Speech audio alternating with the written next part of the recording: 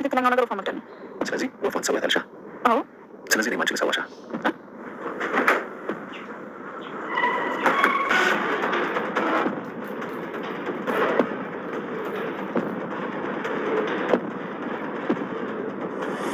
ስለዚህ እናትና አባትሽን ለማዳን እቺ ወፍ መግደል አለብሽ።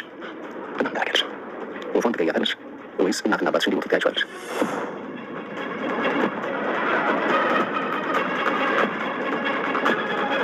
ቀሩና ቢዋደዱ አሪፍ ነው ብዬ አስባለሁ።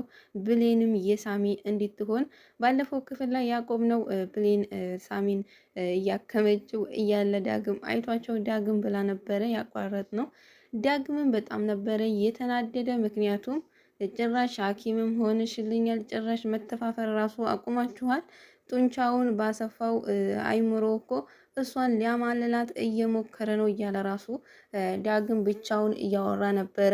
ብሌንም ደንግጣ በተከተለው ሊያወራት አልቻለም። ዳግምን ጥሏት ነበር የሄደው ማለት ነው። እና የሚገርመው ነገር ሳሚ በጣም ጥሩ ነው ከብሌን ጋር ቢሆን፣ ዳግም ግን በጣም ቀናተኛ ሆነ። ወደ ጆን ስንሄድ ጆንም እንግዲህ እናትና አባቱን ፎቶ ይዞ እንግዲህ 19 ቀን ሆነ 19 ቀን አላልኩም ይቅርታ 19 ዓመቱ ከሆናችሁ እናትና አባቴ አሁን እናንተን የገደላችሁ ሰዎች ተበቅዬ በኋላ ጥሩ ሰው ነው የምሆነው፣ ወደ ጥሩ ማንነት እመለሳለሁ በሚል ሰዓት ወይዘሪት ሰላምም የሚለበስ ልብስ ይዛለት ስትመጣ እሱ እያለቀሰና በጣም አዝኖ ነበር ያየችው።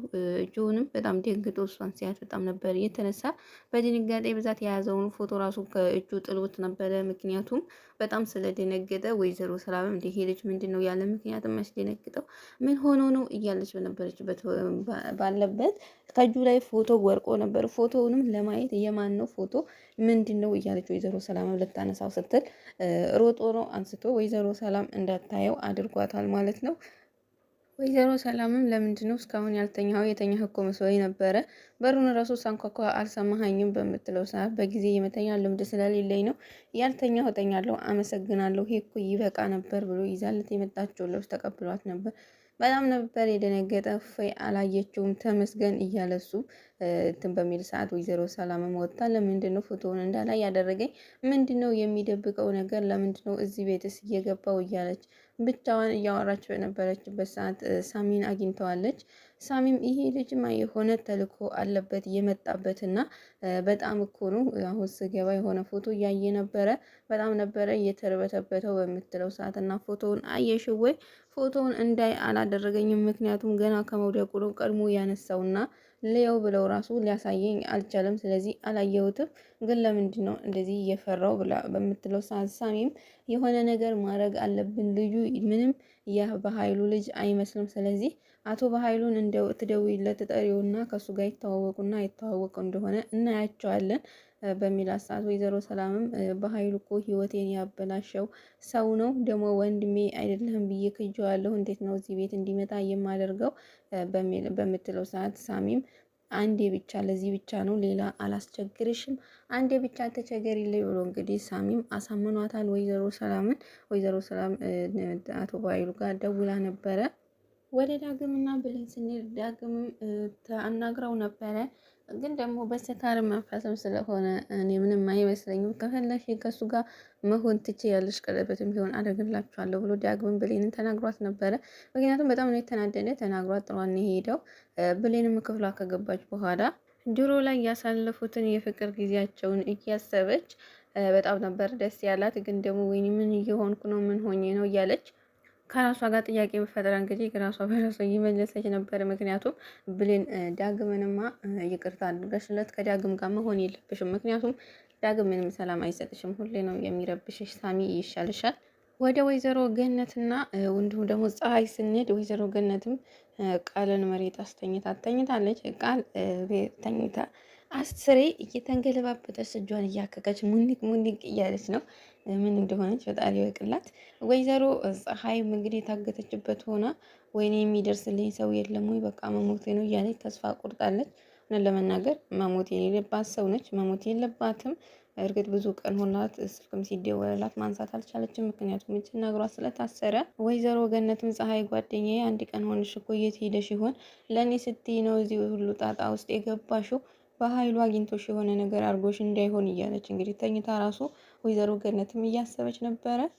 ወይዘሮ ፀሐይም እንደዚህ ሆኜ መሞት አልፈልግም፣ ብዙ የመፈታቸው ችግሮች አሉ፣ አምላኬ ሆይ ይቅር በለኝ፣ ጓደኛዬ ይቅርታ ማድረግ አለባት፣ ለእኔ ጓደኛዬ ይቅር በይኝ፣ ብዙ ነገር በድዬሻለሁ ብላታለች። ምክንያቱም በጣም ስለፈራች የምትሞት ነው የመሰላት፣ ማንም የደረሰላት ሰው አልነበረም።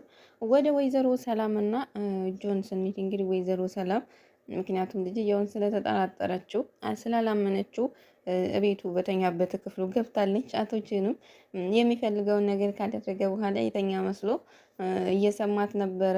ወይዘሮ ሰላም መኪዴ በፌ ውስጥም ኪስ ውስጥም የት ነው የሚያስቀምጠው እያለች እየፈለገች ነበረ። ምክንያቱም ያንን ያላየችውን ፎቶ ልታየው ስለፈለገች መደርደሪያ ላይ ቁጭ አድርጓት አውቀው እንድታየው ስለፈለገች ብቻ እንድታምነው አስቀምጧት ነበረ። ምክንያቱም እሱን አይታ የእናቱ ነች እኮ ምናምን እያለች እንግዲህ ብቻዋን እያወራች በነበረበት ሰዓት እናቴ አታምርም ወይ በልጅነቷ እኮ ቆንጅዬ ነበረች ብሎ እንግዲህ ተነስቷል። ምክንያቱም ጆንም ወይዘሮ ሰላምን ማሳመን ስለነበረበት ብዙ ጊዜ ይነቃበትና የሆነ ሲጠረጠር የሆነ የሚፈጥረው ነገር አለና አሁንም ወይዘሮ ሰላም እንድታምነው ይሄንን አድርጓል። እናቴ ታምር ነበረ፣ ግን ደግሞ ለምንድን ነው አንቺ በጣም የምትጠራጠሪኝ? እኔ እኮ አንቺ ቤት የመጣሁትኝ እናትነትሽን ፈልጌ ነው እንጂ ንብረትሽን ፈልጌ አይደለም። ከፈለግሽ ደግሞ ነገ ጧት እሄድልሻለሁ። ለምንድን ነው ሁሌ በጥርጣሬ አይን የምታይኝ?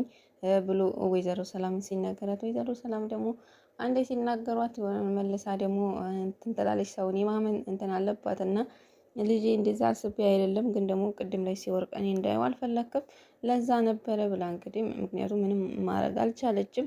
ዝም ብዬ ነው አጉል እየተጠራጠርኩት ያለሁት ይሄን ልጅ እያለች ራሷን እየወቀሰች ነበረ ወይዘሮ ሰላም ማለት ነው። ለመናገር ያው ልጅየው አውቆ የማሳመኛ እንትኑን እየሰራ ነው እንጂ ዘዴውን ምንም የሚታመን ሰው አይደለም። ወይዘሮ ሰላም ጥርጣሬሽን ቀጥይ እንዳታምኙ ማለት ነው። እናንተ ሶስታችሁን ሊገላችሁ የመጣ ሊበላችሁ የመጣ ምንድን ነው የሚባለው ነብር ስለሆነ ብትጠራጠሪው አሪፍ ነው፣ አትመኙ።